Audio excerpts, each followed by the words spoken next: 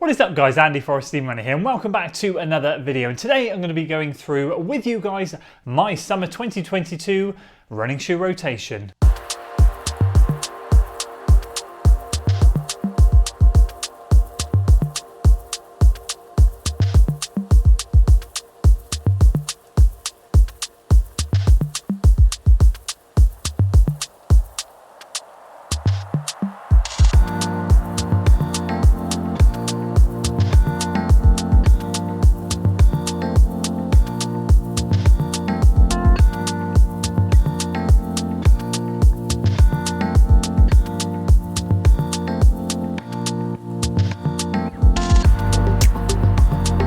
In just over a week's time, I'm going to be starting London Marathon training, which is super exciting. Now, at the start of this speed block, I did indeed do a running shoe rotation video to show you guys the shoes that I was going to be training in towards my goal race, which is Frampton 10K. Once that's done and dusted, as I said, in just over a week's time, we're going to be diving in to marathon training. So I'm going to be sharing with you guys the shoes that I've got in my current lineup. This is not to say that these are exclusively the only shoes that I'll be running in, because there'll be more coming in for review over the coming weeks, but these are the shoes that we're going to be starting off the block with, and I'm excited to share them with you. So if you're excited for today, guys, and make sure you give it a like, share it with your friends, subscribe to the channel, and let's kickstart with the daily trainers. So I'm going to quickly start with the New Balance 880 version 12, because this is a shoe that was indeed in the previous video, but this one's still going strong, and for me, this is the shoe that I'm reaching for my really easy miles, my recovery miles, just in general, my easy day miles. It really has nothing else to do with my running shoe rotation. Like, I will not put it in any other run. It's not a moderate run shoe.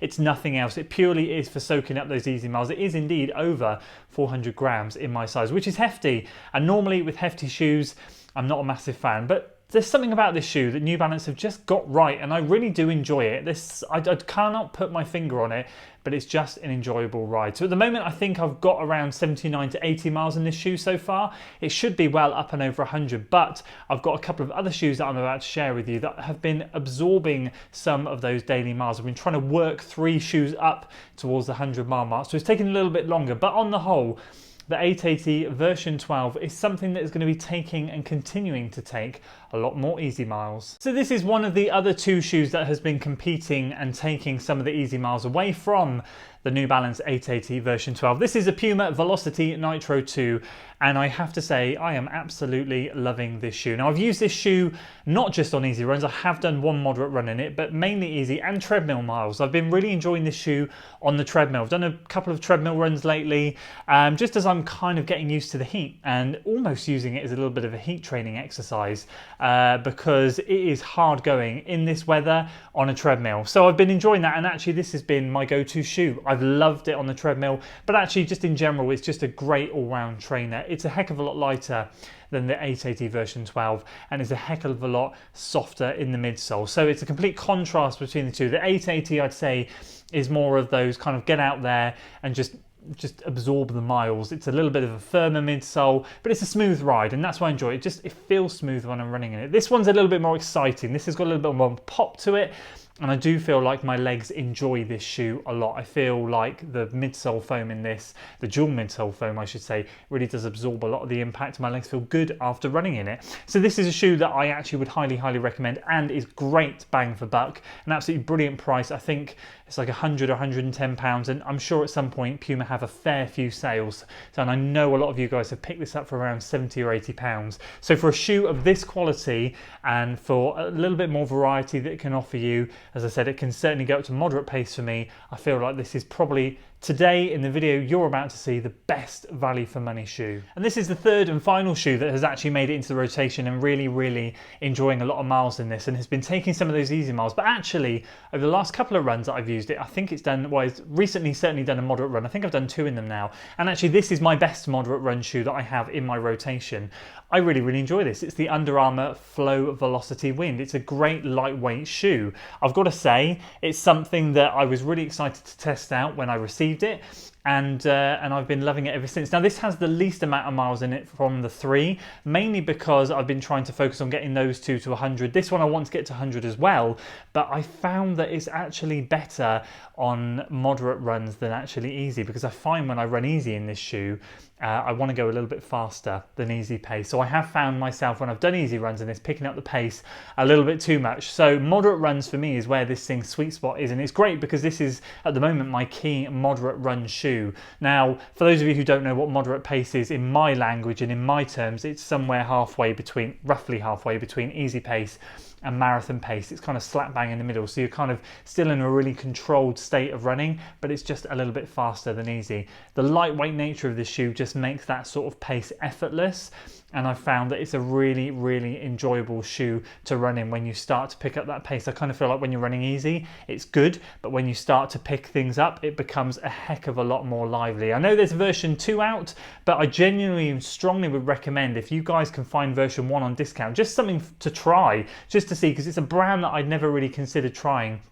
But now, having run in it, I'm absolutely loving it. I really do think that some of you would quite like it as well. Definitely lightweight, nice and airy, and something great for these summer months. And here we go, my one and only, at the moment, Speed Day shoe. Now, there's plenty of other shoes that I want to talk about shortly, about the one that I want to get in for testing, including the Saucony Endorphin Speed 3.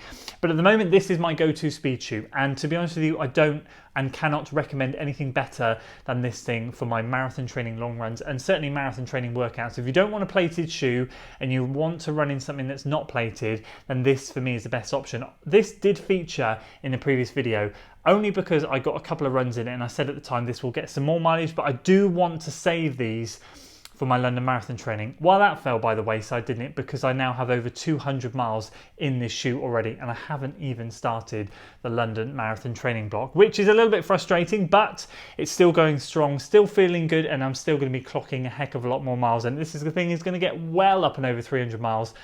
I believe the last pair went to 350, so my goal is to try and get something similar to that.